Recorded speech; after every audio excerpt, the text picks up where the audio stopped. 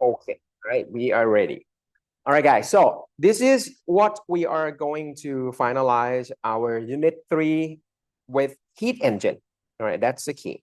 All right, and we probably not going to be able to discuss about the entropy or the second law, so don't worry about it because it takes quite a lot of extension from what we did with the first law. So I don't think we have enough time for that entropy stuff. So yeah, so we're gonna pretty much wrap everything with the heat engines. All right. So look at this diagram right here.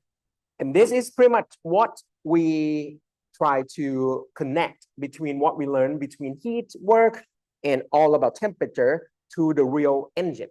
Everyone knows that normally heat will flow from hot to cold all the time. That's this thermal behavior that we have already familiar with. So human, of course, try to pretty much redirect this flow. Okay, so the idea is, well, hey, Ajahn, can we just sort of like sneak in some engine, and when the heat flow in from hot to cold, we intercept that a little bit, and we wish to be able to do something about it. So if we, if possible, can we just take all of those energy and then turn it into some useful work, right? That will be the best. And you will learn today that is not possible. When I say not possible, does it mean? It means you cannot do this direct redirectional 100%. That's not possible. No matter what, you still have to throw something left back to the environment. Okay, so it's mean if you come in with 100, you cannot take all the 100 to turn it into some useful work. All right, you're gonna have to throw away part of it. Okay, how much? That's what we're gonna calculate today. All right, but by knowing the first law of thermodynamics, which is just the conservation of energy, well, then of course, if you have heat flow in with that, let me call it a Q hot amount. And if you are guaranteed that you're going to have to throw something away, let's call it a Q cold amount. Then, of course, what you're going to get is the difference between the two must be the leftover. You guys with me? So the amount that you bring in, subtracting out the amount that you have to return back, then, of course, it must be the leftover, and that is the amount of work done. Simple as that. Okay, sounds good? All right, so it's still within the conservation of energy. But on top of that, we love to do engine that can repeat itself forever. I mean, forever in the sense that it just keep going as long as everything is working fine. So you want the process of the engine to be a cyclic process. So it's going to be like a full cycle every round, and every round hopefully you can extract some work out of it. So that's why if you complete the whole cycle, everything just come back to the original situation. The states of the system stay the same, so there will be zero delta U. Does that make sense? So that is the reason why whatever the heat that involved within this process will be the same amount as work. And that's why we get this conclusion right away. Sounds good? All right, so the big picture is not bad, okay? And what we can add on top of it is simple now. We can now define something that we call efficiency.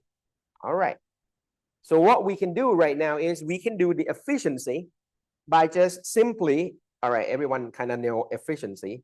It's what you get over what you have to provide. Like we are studying physics right now, all right? It's just how much can you understand divided by the amount of content that you study. If I teach like 20 topics, do you understand 20 topics? The efficiency will be 1.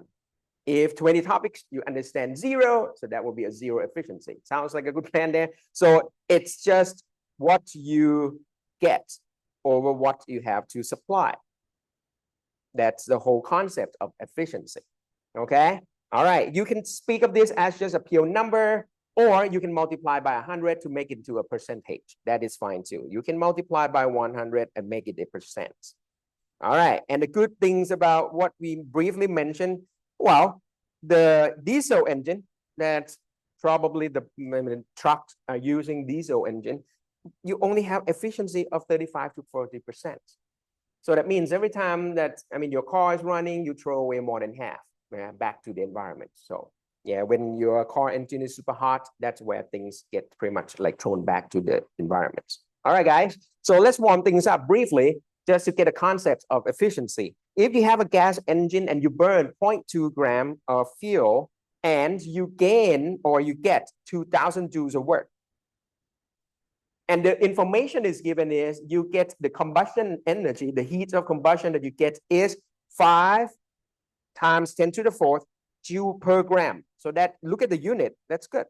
So it means every gram of the fuel, you get 50,000 joules. Okay, so what you can get right away, just okay, John, the amount of heat that you get from the fuel, that must be Q hot. Everyone with me? Because that is a supply. That is the amount of energy that you're going to supply to your engine. It's going to be the mass times the heat of combustion. Yeah, it's a concept just almost like a latent heat. It's the same thing. It's a mass times the amount of heat that you gain out of that. And it's just 0.2 gram multiplied by 5 times 10 to the fourth joule per gram. And that's it. You get 10,000 joules. All right, very good. All right, so that is the supplied amount of heat that you supply to the engine. What do you get? You get 2,000 joules. So if you want to draw a diagram, it's going to look like something like this. You bring in 1,000 joules. So that will be your Q hot. You guys with me? All right, and because we don't want to deal with the sign at the moment, you only care about the magnitude. So most of the formula usually will be quoted in under the absolute sign. Okay, because you already know which is in, which is out, so you only care about the numbers. And because you know that there is a work that this engine produced of 2,000 joules. So you know right away, the leftover gonna get discarded out to the environment must be 8,000 joules. And that is a Q cold that we were talking about. So it's a Q at the colder temperature. All right, nice. So far, so good. So with this, what's the question? Marjan, find the heat discarded each cycle and the thermal efficiency. No problem. Efficiency is just work over supply heat. So it's going to be 2,000 joules divided by 10,000 joules. So this machine is 0.2 efficiency. Or you can talk about it's like 20% efficient machine. Sounds good? All right, 20%. And what is a Q cold? Of course, Ajahn, that's the 8,000. All right, so those are just a simple math under conservation of energy. All right, whatever that's bring in, whatever that you use it as a work, the leftover must be the amount of heat that you have to sort of like throw back to the environment. And pretty much done. All right, sounds good? All right, so what we are gonna do here is this. If you go back and compare to this diagram that we did last time, can you notice something similar now? Well, oh, okay, that's nice. There is a heat that's in, and there are some process or segments of the process, heat is out. So you can map this onto a real engine. And there is, in this particular problem, QAB behave like a supply heat. And for this one, the QCA and the QBC is the heat that leaves the system. With me? All right, so anything that's supplying will be the hot Q hot. Anything that's pretty much discarded will be the Q cold. All right, and if you figure out the area under the curve, you know that there must be a work done is going on here, and that is the yellow area that you found inside the enclosed area right here. Does that make sense now, sort of? Okay, so the diagram that we analyzed last time can be used to represent a real engine. Okay, and it's mapped perfectly, except that, of course, the detailed analysis that you did, you have to be able to correlate with which portion of the diagram it means. Like, is it a Q hot? Is it a Q cold? Or is it the amount of work that the engine is producing? Yeah, but after that, that's it. It's as simple as sort of like a simple mapping between the PV diagram and just a scheme, sort of like a schematic representation of the engine. Okay, sounds good? All right, so this is not too bad. This is not too bad. So what is next? At least is on passing. I don't want to spend too much time, but I think you at least need to be able to understand this. What is going on with our room? It's cold. It's air conditioned. It's actually cold inside and it's hot outside. When they say hot outside, of course, outside is hotter than whatever inside. So actually, the air conditioner behave like a heat engine that is being run on reverse. Does that make sense? All right, when they say on reverse, what does it mean? This is our room. It's cold, lower temperature right there. That's our classroom here. And this is the outside. You want to be able to bring the heat from the colder place to the hotter place. So all in all, you have to flip all the arrows. Okay, because right now, heat supposed to now flow back. And to do that, of course, it's not going to do it by itself. You're going to have to supply some work to it now. You have to flip the arrow. And eventually, you will be able to draw some heat back to the environment. This is possible if you flip everything. Okay, sounds good? So refrigerator, air conditioner is this kind of engine. The heat engine run on reverse. We call it heat pump. So the concept of heat pump is the same concept as the water pump. Water flow from high to low normally. So if you want to pump water from the first floor to the top floor of your building, you need a water pump. You go against the gravity. Okay, same thing over here. Heat flow from hot to cold. If you want to bring heat from cold to hot, you have to pump it up. Okay, so you call it a heat pump. And of course, to operate a pump, you have to supply some electricity and provide some energy for it to run. Does that make sense? All right, so that is what the air conditioner, refrigerator, and yeah, in general, we call it a heat pump. You can also define sort of efficiency, but because efficiency usually no greater than 1, because that's going to be weird, right? It's go against conservation law of energy. What you get is more than what you provide. So they might just call it a different name, but logically, it's still the efficiency. Okay, but we don't want to do that too much, so don't worry about it. But at least you can expect how good is this air conditioner. You just have to say about that, how good is the Q code that it can extract. Does that make sense? Right? The good, the better the air conditioner means the amount of heat that you can take away from the room and throw it outside. That would be great. Compared to what? The amount of work that you have to supply. So that's how you sort of like define how good that air conditioner or refrigerator is operating.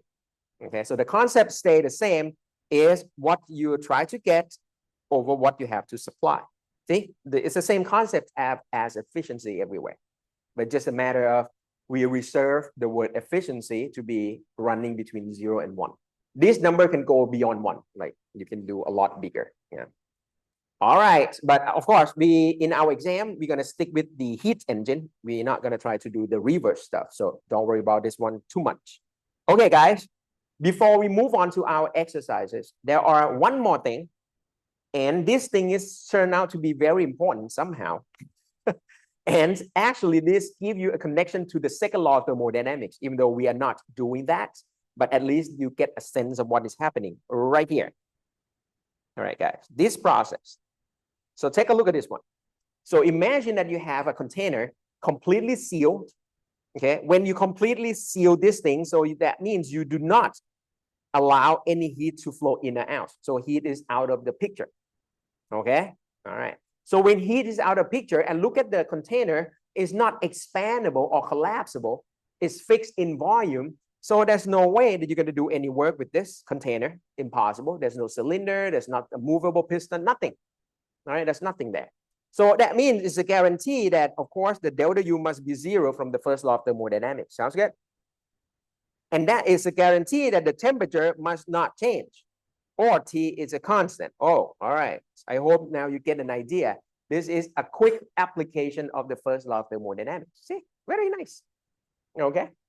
All right. But now let's imagine a little bit more.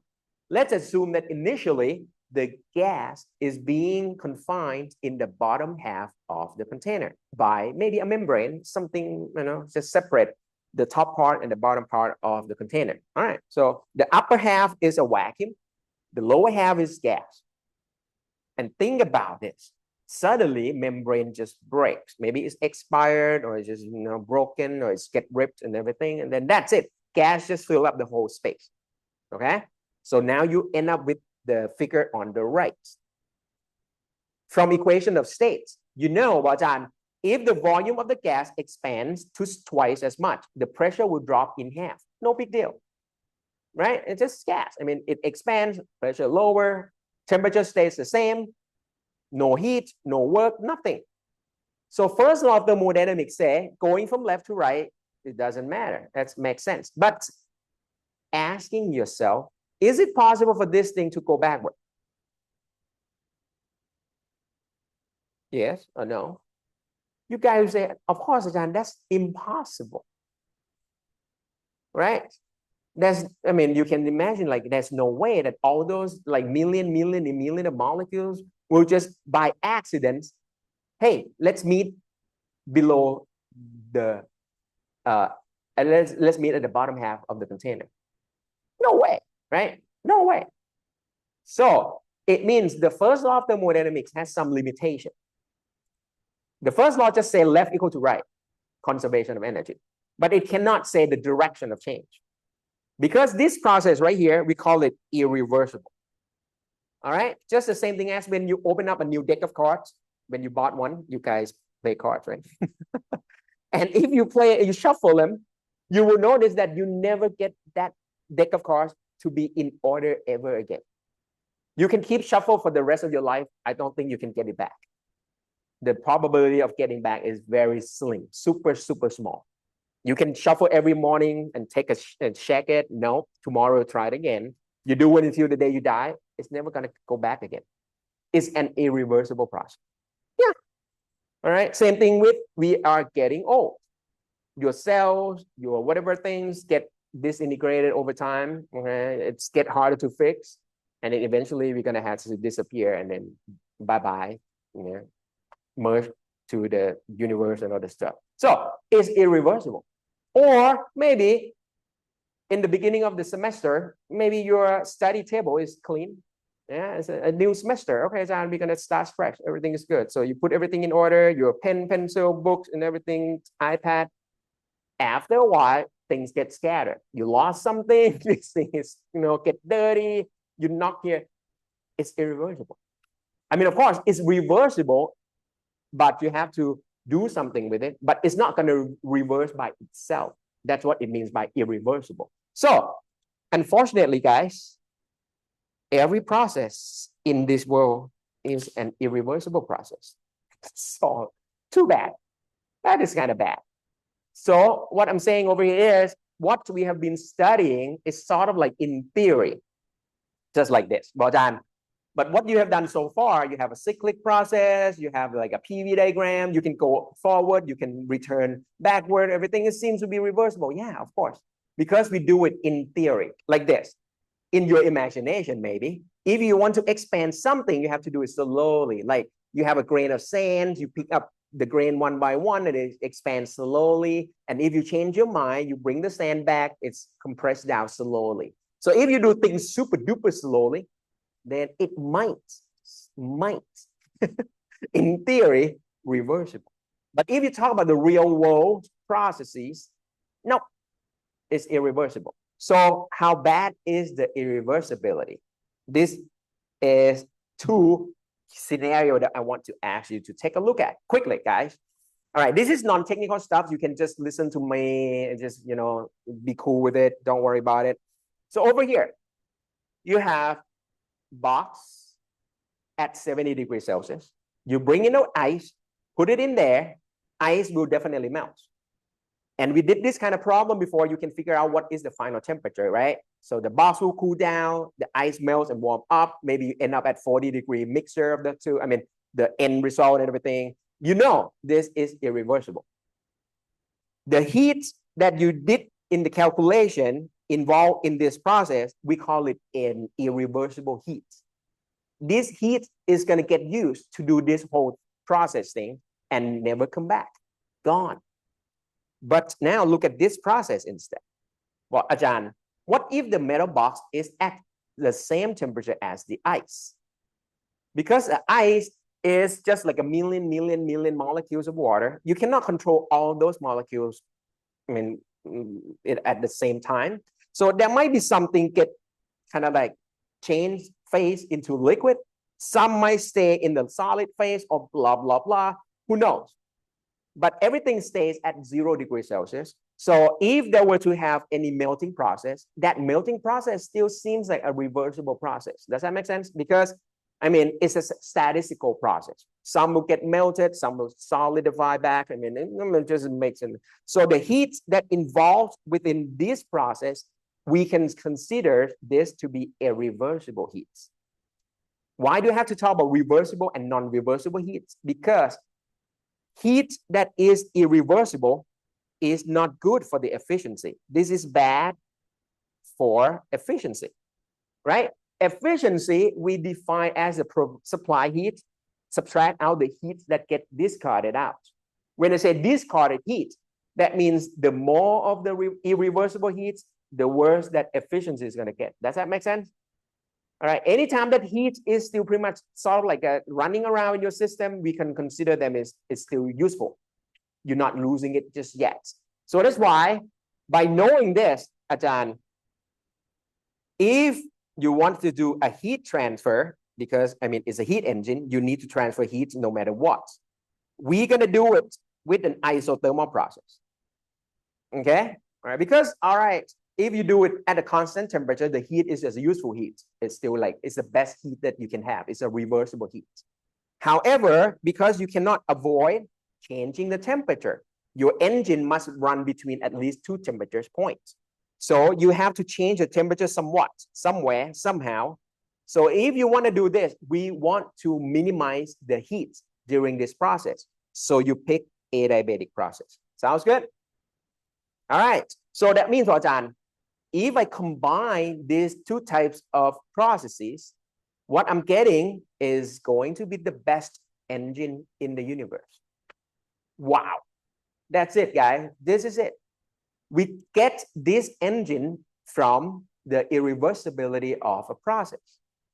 And we call this Carnot engine. Carnot is the name of a French engineer who's working, he's in an army in the World War I, and he's operating the heat engine machine. Back in the day, they have to sort of like shuffle the coal and burn them to get some fire going, and then you do some maybe whatever, running something. And he found out that that process of burning coal, the efficiency is only like 2%. It's like ridiculous. It's like you burn a tons of coal, you might get like a fraction of energy out. So that's why back in the day, when you try to run the train, it's very, very costly in the sense that it's very low efficient way of operating stuff. All right. So that's why he said, so he come up with the idea like what would be the best engine possible. And this is what he got. This is the one, guys. Don't worry about the detail of this one, but this is what is happening. You combine 2 isothermal with the 2 adiabatic. This will give you the best engine in the universe. Tony Stark cannot build a better one than this. Yeah, as I said, as long as he's trying to use physics, right? But if he use like, I don't know, tech from somewhere in the universe, then it's going to be much better. All right. So that's what it is. The best engine in the universe, guys. 2 isothermal, 2 adiabatic process. This is the best. So when I say the best, this will be the upper limit of any possible heat engine available to us in this universe. Nothing gonna get better than this. So, Bajan, can we calculate that? Good news, guys. It turns out, yes. So if you look at the definition of the efficiency one more round, all right, Bajan, I remember the efficiency is just work divided by heat, yeah, Q hot, yeah, amount of what you get over what you have to supply. But of course, you can define work as a difference between the Q cold and Q hot, no big deal. So you can just manipulate this term a little bit, make it look like this. It's a 1 minus Q cold over Q hot. Okay, as we said, the best that you're gonna get is you have to minimize the Q cold, maximize the Q hot, right? That's where you get the best out of it. But because we already said the Carnot engine is the best.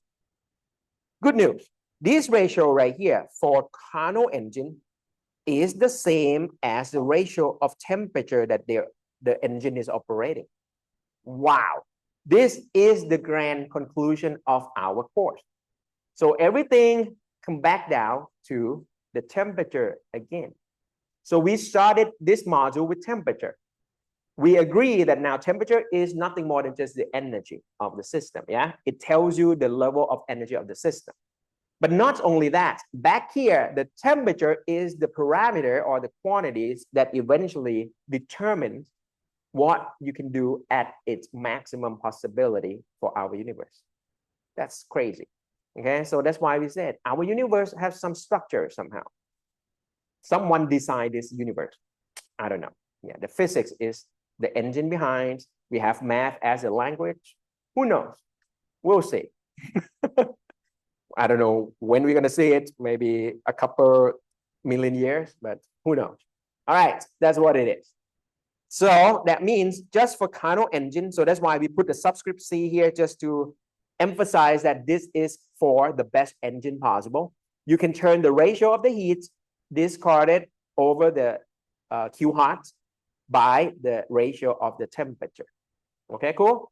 All right, and this is the reason why now you probably understand if you want to charge your phone with your body temperature, it will not work. Why? Look at this.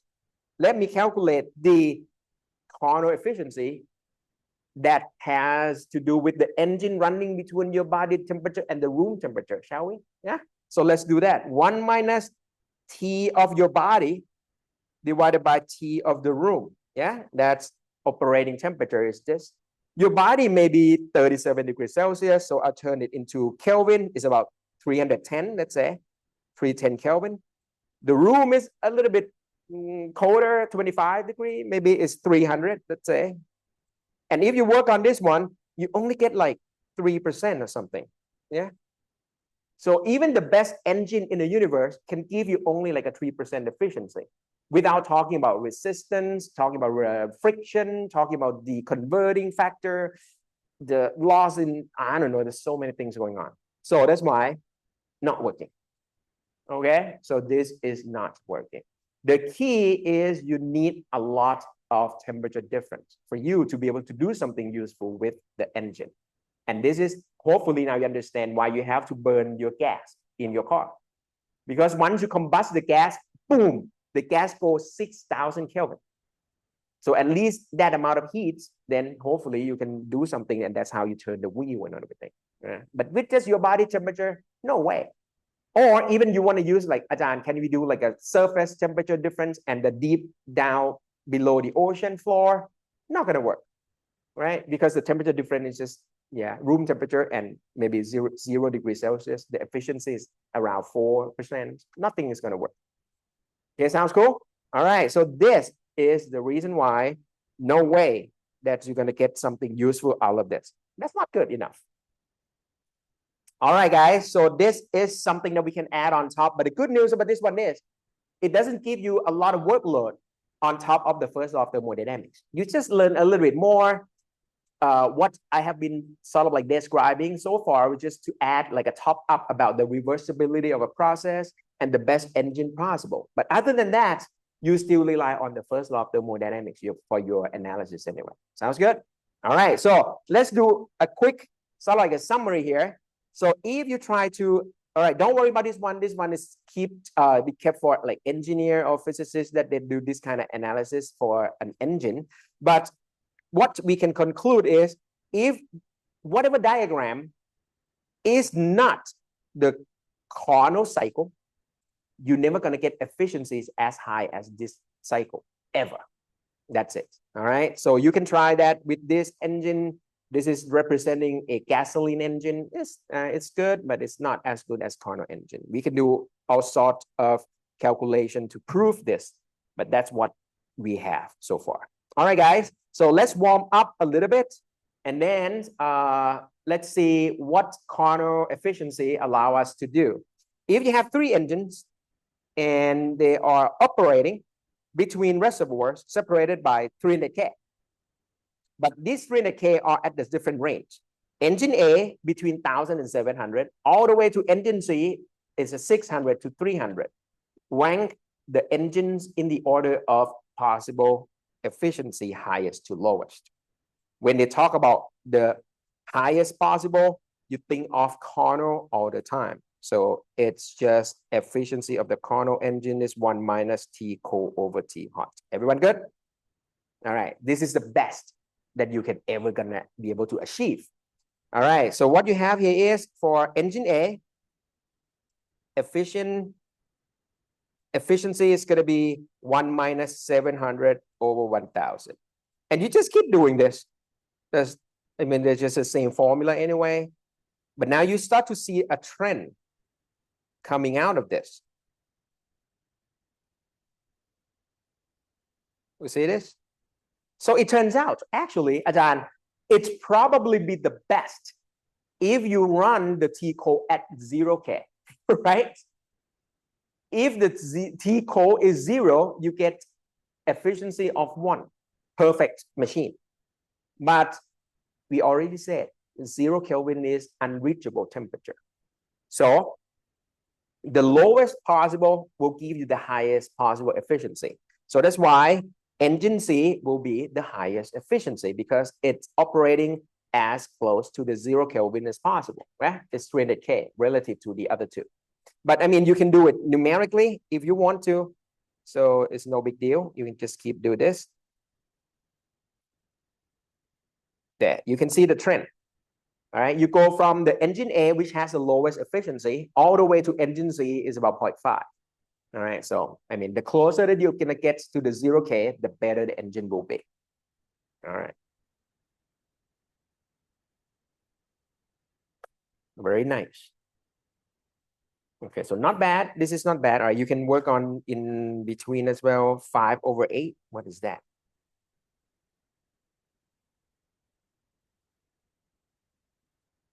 Something like that. So it's around 0.4 something, point something about that. All right, about 0.4. All right, so the best is gonna be engine C. All right, and the worst among these three is gonna be engine A. All right, what else? Try again. Okay. What about this? If you have a Carnot engine, all right, so that's good. Just keep in mind that it takes 2000 joules of heat from the reservoir at 500K and discards some heat at 350. Oh, all right. Find the work done and find the heat discarded. So once again, everything still works under the same diagram. You still have the Q hot coming in, no different. There's a Q hot. Oops, sorry, let me use red here. And you have a Q cold discarded. Why is not green? Weird. Let me use red here. There you go. Q hot, Q cold, work done, right? This is the main scheme that we always use for the heat engine. But for Carnot engine, we have an extra relationship that the ratio between Q hot and Q cold is the same as the temperature ratio. Oops, sorry, T hot over T cold. There you go. All right, so that is for the Carnot engine. We have this extra relationship right here. Okay, so that's why by just taking this, you say the Carnot engine takes 2000 joules of heat. So that is your Q hot already. Okay, and the two temperature, you're running between 500K and the 350K. So that must be a hot and a cold temperature. So that's it. You can just substitute the numbers in 2000 joules divided by the Q cold that you want to figure out. This must be exactly the same as the ratio of the temperature, 500 over 350. Make sense? Alrighty. So that's it. You can figure out the Q cold is going to be, what is that? For 1400 joules. Is that right? Yeah, I hope so. Okay, all right, that's good. All right, so with this relationship right here, you will be able to figure out the amount of heat that is actually get discarded. And what about the work done by this? Of course, still everything is just a leftover. So the amount of work is definitely going to be Q hot, subtract out the Q cold. Yeah, all the time. Yeah, that's always has to be. So that means Q hot is 20,000 joules. Q cold, you just found out, 1,400. So the amount of work done is going to be 600 joules. Done. Okay, okay. All right. And if you want, you can actually figure out the efficiency of this one. It's going to be work over Q hot all the time. So it's going to be 600 joules over supply energy of 2,000 joules. So this engine is 0.3 efficiency engine, or 30% if you want to. Yeah, all right, not bad. All right, so is this type of questions looks good in the final, something like this? All right, so I think I'm gonna have one of this type of question in the final, so at least you guys can grab 5 points easily, because just making sure that you have your Carnot efficiency, the Carnot relationship written down in your notes, and then you're good to go. All right, the conclusion is very simple, sort of like straightforward. That's what it is. All right, nice guys. So this is good. So if this is good, we take a break right here. Okay. And after the break, we will do one more round of a full analysis of a PV diagram. Sounds good? All right. And this time we're going to map onto a real heat engine.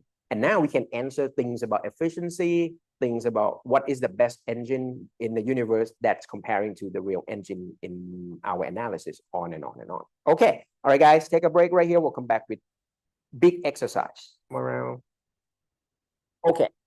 So you have a heat engine. All right. So this is going to be the same kind of question that was asked before in the previous lecture.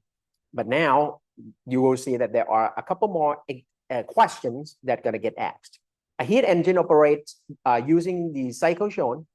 The working substance is 2 mole. Okay, all right. So good news about this one is N is known. That mini N here, 2 moles, which reaches a maximum temperature of 327 degrees Celsius. So just to be safe, let's turn this into Kelvin. So equal to 327 plus 273 approximately. So that's going to be 600K. All right. Always use Kelvin just to be safe. Assume this gas, helium, can be treated as an ideal gas all the time. Process BC is isothermal. All right. So good. So now we know that the BC is part of an isotherm. Temperature is constant. All right. Pressure in state A and C is given. Oh, okay. Let's put that down. That is 10 to the 5th. And the pressure at B is 3 times bigger. 3 times 10 to the 5th. Good to know. How much heat enters and leaves the gas each cycle? See, same type of questions again. All right. You have to calculate how much heat is flowing in, how much heat is flowing out. And second question is, how much work does the engine do each cycle? All right, so that one we knew how to do it. But now you get asked, give us the efficiency too. All right, so what is its efficiency? And final question is, compare this engine with the most or the maximum possible efficiency attainable with the hot and cold reservoir in this cycle. So it wants to compare this cycle with the Carnot cycle. All right, so if you were to replace this cycle with a Carnot cycle, what kind of efficiency that you can achieve? All right, so that's kind of thing. Okay, let's start with what? Part A, I want to know how much heat leaves and enter gas. So this means we have to calculate heat flow in each segment no matter what. So we're going to do the same thing as we did before, because this is a good exercise as a preparation for our final too. So I'm going to break it down into each segment again. And each segment, we're going to do a full analysis. Okay? Sounds good, like a good plan? Like this. Let's do A to B. I highlighted in green. Okay? So let's start with that. So A to B.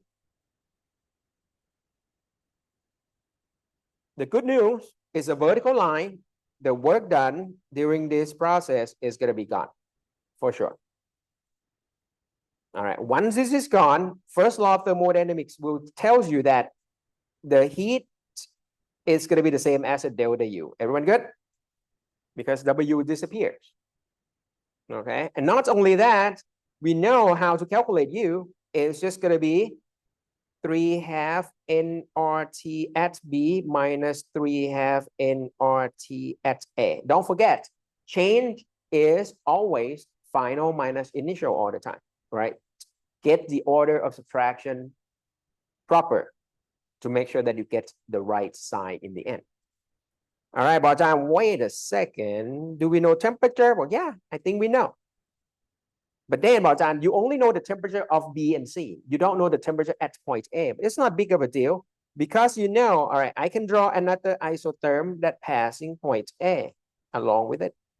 Because you already know that the upper line is 600 K. Can you tell what is the temperature at point A? Just like before, Bajan, we did that before. You can do A over T A equal to B over T B. Yeah, something like that, right? Just compare the two. And because it's a vertical line, the volume is unchanged. The volume just disappears.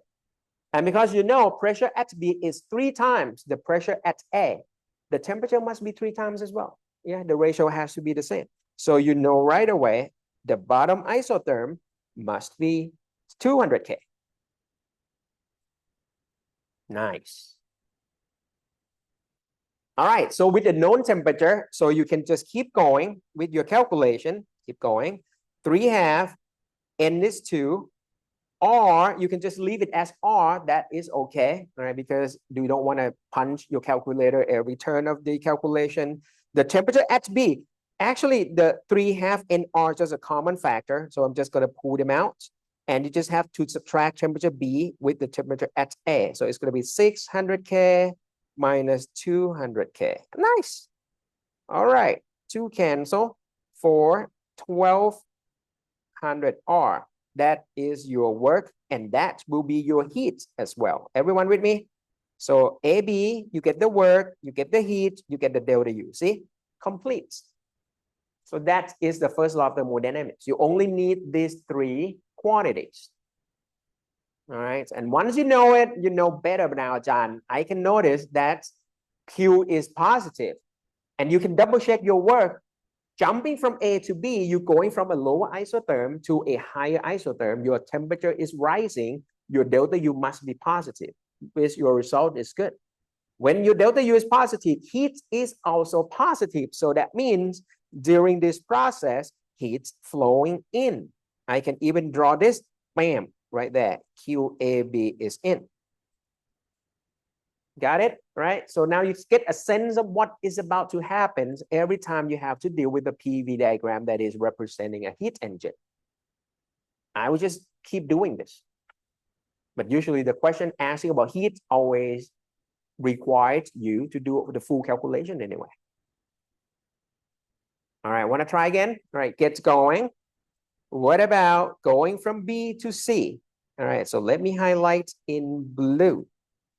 All right, here. Oh, it's just looked dirty. All right, so here we go. So let me put a new page here.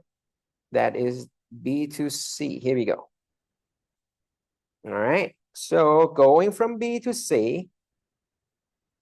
The nice thing about this one is it's an isothermal process. Delta U is gone. Okay, and when delta U is gone, first law of thermodynamics say the heat BC must be the same as work BC. All right, and you don't have to do anything much because you already remember, Bajan, I did that before. It's just an area under the curve, right? All right, but we don't have to recalculate that because we got the formula is an nRT log V final over V initial. There you go. Nice, very nice. All right, so if you don't remember, don't forget to flash back to that isothermal process. Whoop, whoop, whoop, whoop, whoop, whoop. There you go. All right, we derive this from integrating the area under the curve. All right, that's good. That's good. It's very nice. So with that, now I think we know everything. We can just substitute in. The temperature could be temperature at B or at Z. They are at the same temperature anyway. So keep going. N is 2, R is R. Temperature is 600 K. Log, now final volume and final initial volume. Oh, Adan, we don't know. We do not know the volume change, but that is okay again. Why? Because we know this. We know the pressure change. And what do we do? P, B, B, B over T, B equal to B, T, B, T over T, C, right? All the time, right? Equation of states. However, in this time, the temperature is the same. So the PV stay fixed. What does it mean? At B, the pressure is 3 times. So when you move to C, the pressure dropped 3 times. The volume must expand 3 times to compensate, right? So perfect, Adan. This ratio right here must be 3. Got it? Yeah, the volume at C must be 3 times the volume at B to compensate for the drop 3 times in pressure. Bam, right there. And as expected, you expect this to be positive because gas expands. You're going from smaller V to a bigger V. So as expected here, you get a positive work done and also positive heat. So good. Let me multiply this. It's going to be 1200 R log 3. Done. So for this segment, you got BC segment, you would have no delta U. Now you got heat and work to be the same, and you got the amount. And because heat is positive again, you know heat is flowing in, QBC. Everyone good? There was an inward heat, AB. Now that's inward heat from BC. All right, so let me move this away a bit. Here we go. Here we go.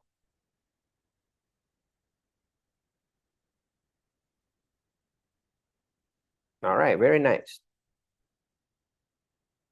Last stop, we're gonna go back from C to A, complete the cycle. Let me highlight in red. Here you go. Alrighty. Are you ready? C back to A.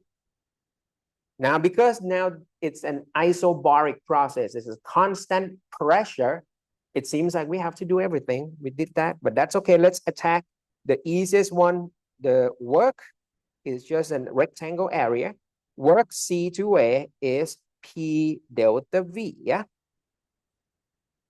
Or if you want to remind yourself, it came from the integral P dV, but P is constant, so it's going to be P delta V. But don't forget, V final is B, V initial is C. It's a contraction. Volume in the end is going to be some, oh, A, sorry, P at A. My bad, my bad. V final is A, initial is C. There you go. But what we don't know the volume, but that's okay. PV equal to nRT again. So you can do the nRT at A minus nRT at C. Oh, I think maybe my notation is wrong. That's why. Sorry, guys. This is V at. Oh, it's the same thing. My bad, my bad. Okay. A or C. Same thing. All right, very good. All right. So PV equal to nRT. So at A is nRT at A, at C is going to be nRT at C. And now I can pull out common factor 2R.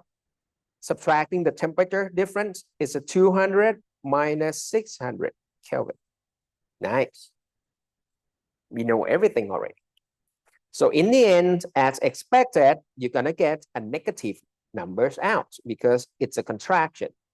Gas get compressed. So it's negative 800 R. Done. Not bad, not bad. Okay, very good. But that's not done yet, of course. Keep going, keep going. What else do we know? But what about delta U? Delta U CA is going to be 3/2 NR delta T. Okay? And it's going to be 3/2 NR T final minus T initial. And if you notice, Ajahn, it's an NRT, just like what we got from the work. So if you kind of like, oh, all right, I got it, I can just multiply 800R with the 3/2. Same thing, all right? Or if you don't care about it, just substitute the numbers. Everything will be fine. 3/2, N is 2, R is R. You go 200 minus 600. And that's going to give you negative 24,000 R. Oop, 12 only. Sorry, my bad.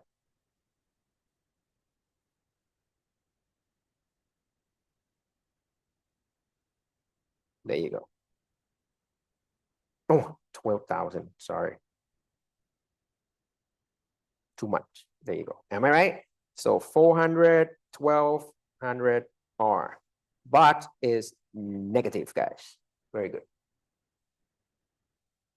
So as expected, work must be negative. The delta U must be negative because you're jumping down from a higher temperature to a lower temperature, right? Delta U must be reduced.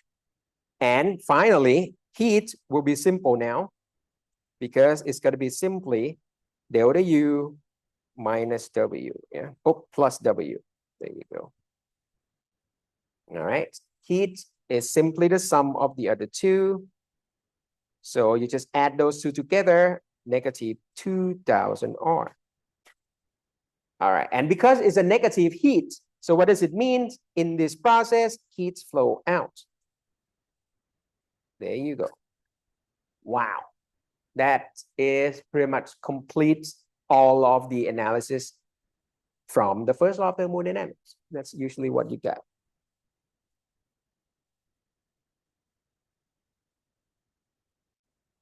Very nice.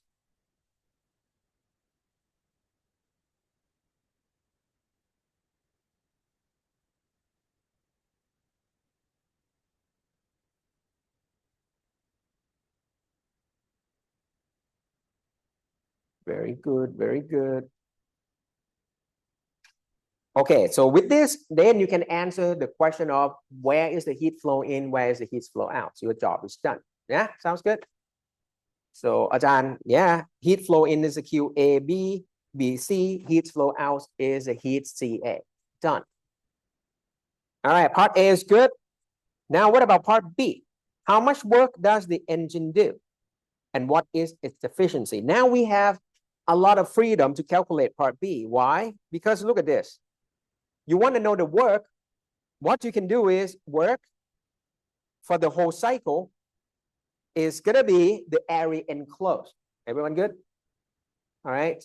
So I can highlight this in yellow here. So this is what you really need. There you go. That is the amount of work done. However, there are now two ways that you can calculate that area. You can just add all the work together, the work from A to B, from B to C, and C back to A. Or you can do the difference in the heat. Got it? The reason that I can say that because if I try to draw a diagram on the side, now you know heat flow in coming from the QAB, the QBC. Those are the two has the heat flow in. And you discard heat from the CA process. With me? So if you subtract the incoming heat and the outgoing heat, what you're going to get left, of course, Ajahn, is going to be the work for the cycle. With me? All right, so you have either way of doing it. Because you calculated everything, you can sum all the work done, or you can just take the heat, AB, just put an absolute sign because we just only take the numbers here, QBC, and then you subtract out the QCA. They're going to be the same. Doesn't matter. Okay. And you can check quickly, actually, if you want. The work done is, all right. Just add them up. There you go. The work is 0 from AB. That's easy. Then there's a work from BC, which is the same as a heat. So that's a 12. All right, let me write it down. So that's going to be 1200 R log 3 and follow up by the WCA minus 800 R. That's it. That is the amount of work. And you notice that actually you can get this number from the subtractions of the heat as well. Because if you look at the heat is minus 2000 here, and then you're going to have heat of 1200 R from the AB. So once you subtract them, you get minus 800 R right here also. Yeah, same thing. All right, so that's nice. So now with the knowledge about the conservation of energy, you can figure out the work either way you like. And that allows you to calculate efficiency very easily as well. So the efficiency is simply work over Q hot, yeah? But now we understand that where is our Q hot? Yeah, it's gonna be the AB plus the BC part. Got it, guys? The Q hot will be whatever the heat to do supply to the system or to the engine. And right now we know there are two segments that has a heat flow in. So you just add those two together and collectively call that heat Q hot. Okay, and a Q cold will be just the CA segment, give you the heat flowing out. So I hope this will pretty much complete the picture of associate the PV diagram to whatever the the heat engine. That's sort of like a define which segment will be the heat flow in, which segment will be the heat flow out, and no matter what, the area enclosed will be exactly the same as the output from this engine. Nice. Okay, the last question though. Well, hey, Dan, if I wanted to replace this engine with the best engine available to us, oh, no big deal. Because, okay, let me jump back to the first page right here. Let me answer part C here. Because that has to be the job of the Carnot engine, right? The best engine available to mankind is, I mean, in theory, is the Carnot engine, and it's only rely on the T cold over T hot ratio. Okay, and because these two temperatures that this machine is operating has to be the lowest point and the highest point, which is 200 Kelvin and the 600 Kelvin. So you just take the 200K and the 600K into your equation or in your formula, and that's it. So it's gonna be, oh, did I got it right? Yeah, let's say approximately there. So it's about 66% efficient, 66.6 approximately. There you go. Done. Okay, not bad. All right, so I mean, the last portion is probably the easiest because to figure out the Carnot efficiency, yeah, it just has to be the temperature are the two main indicator.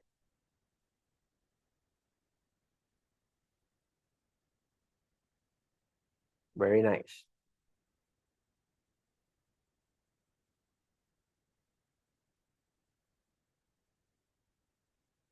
Okay, looks good. All right, so I hope by knowing this, it seems like your job is almost done in the preparation of the final. I think you just have to do this. You cannot avoid it. And this type of problem will worth like 10 points because it's going to take you like 20 minutes, 30 minutes to complete this kind of thing. So that's a lot of calculation. And this one, as you notice, you only have like it's a 3 segments process. And if you have 4, it might be a little bit longer, but depending on the questions, like this one, guys, last one, right? This is going to be your finale pretty much. So we're going to end our lectures content with this exercise right here. And I already said the makeup. So just to minimize the impact, it's not like a real makeup or anything. So in the makeup, I'm just going to record the how to solve problems.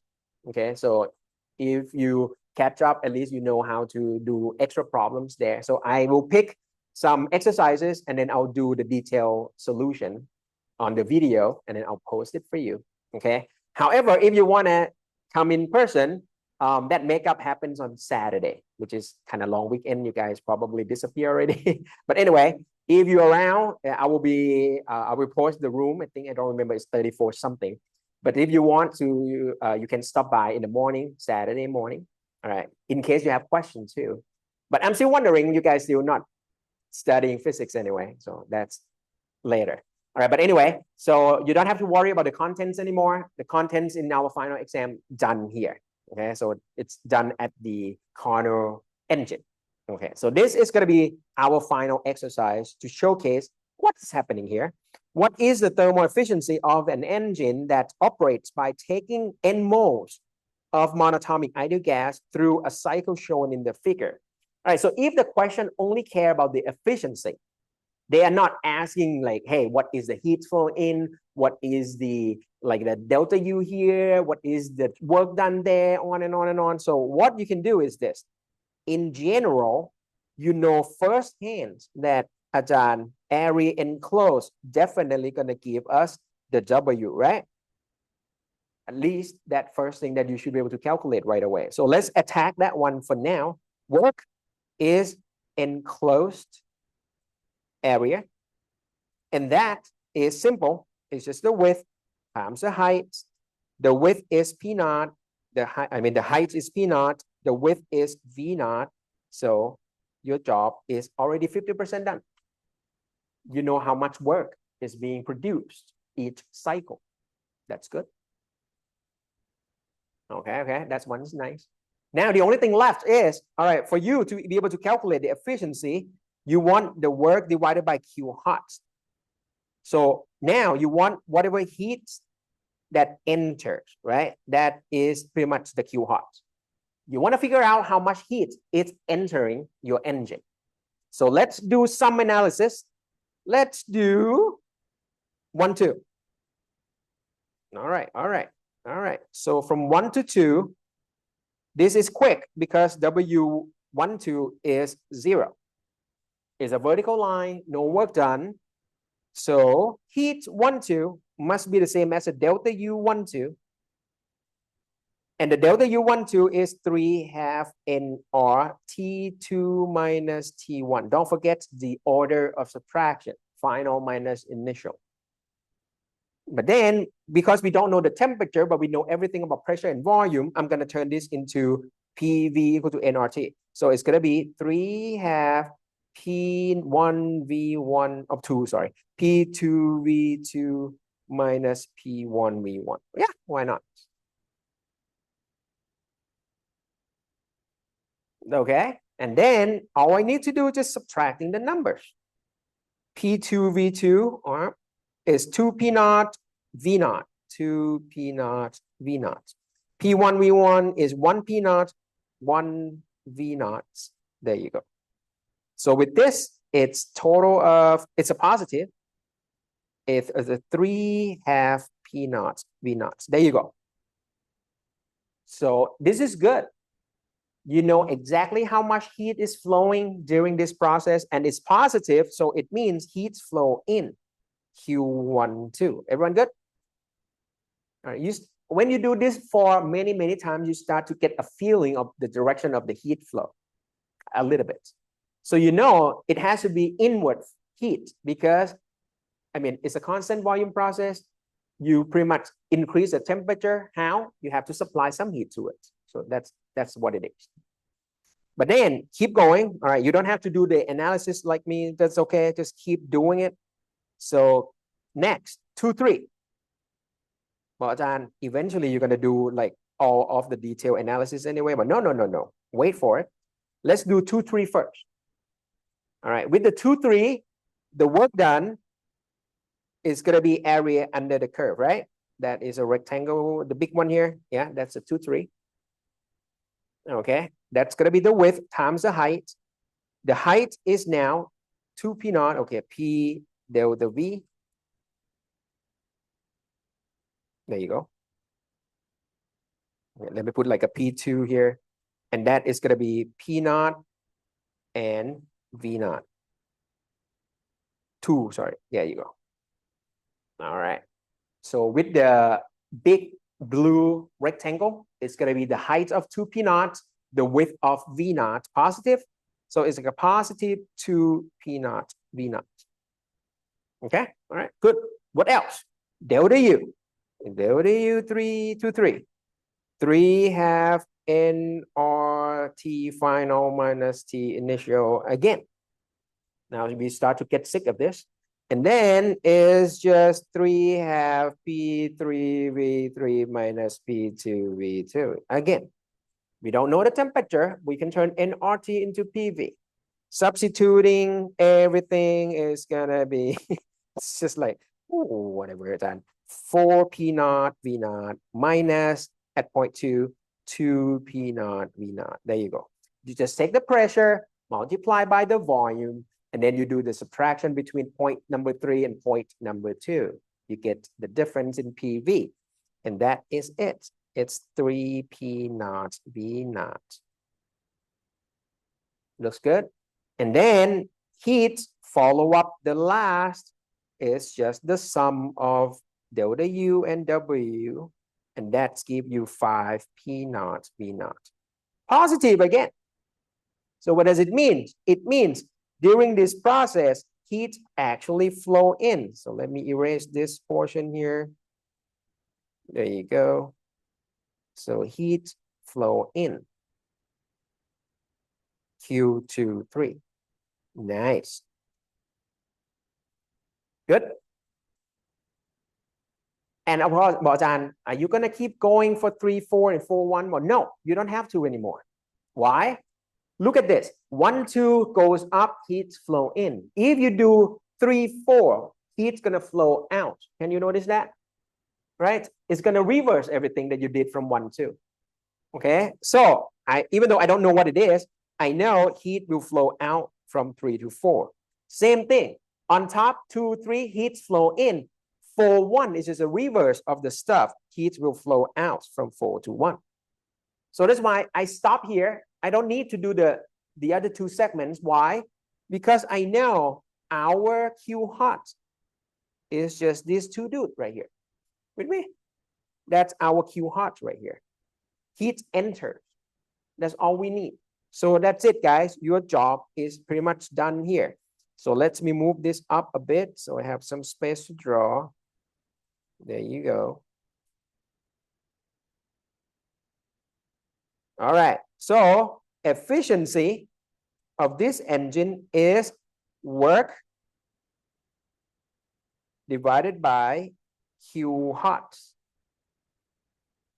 And it's just work divided by Q12 plus Q23.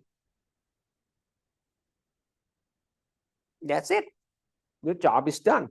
All right, so let me substitute that numbers in for you. The W is P naught V naught. The Q12 is 3 half P naught V naught.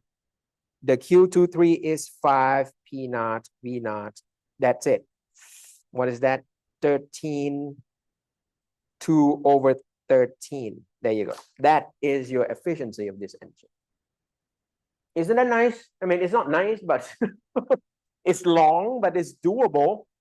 But it's annoying, but it's doable. Although, yeah, it's just, yeah, this is the bad thing about thermodynamics is so many equations, so many formula, conversion, relationship, quantities, directions, diagrams. I don't know. It's too many things. But if you try for a few times, then you get a feeling of what can we do. And the best way to approach this one is just do them all, right? If you don't want to think like in a complicated way, just do just like me. Go on each segment and calculate everything. When I say everything, there are only three things, right? Delta U, W, and Q, heat, done. There's only 3 components in our first law of thermodynamics, and the job is done. All right, guys, sounds like a good plan here. All right, so our final questions in the final exam, probably somewhere around Carnot's efficiency or something like this. This definitely going to be in the exam for sure. All right, you're definitely going to be given like a PV diagram and you do like a full analysis of this. Okay. And well, in the end, you will get asked the efficiency, compare it to the Carnot engine and all this stuff. So this one is exactly in the exercises. All right, so it's pretty much guaranteed. If you do exercises, you should do well in the exam. All right, sounds great. All right, guys, I hope you learned something from 1 to 2. It's a long journey, I know. All right, and for the result of the exam too, I'll try to get it done this weekend as well. So you should know your score before you enter your final exam room. All right, so you at least you can strategize a little bit.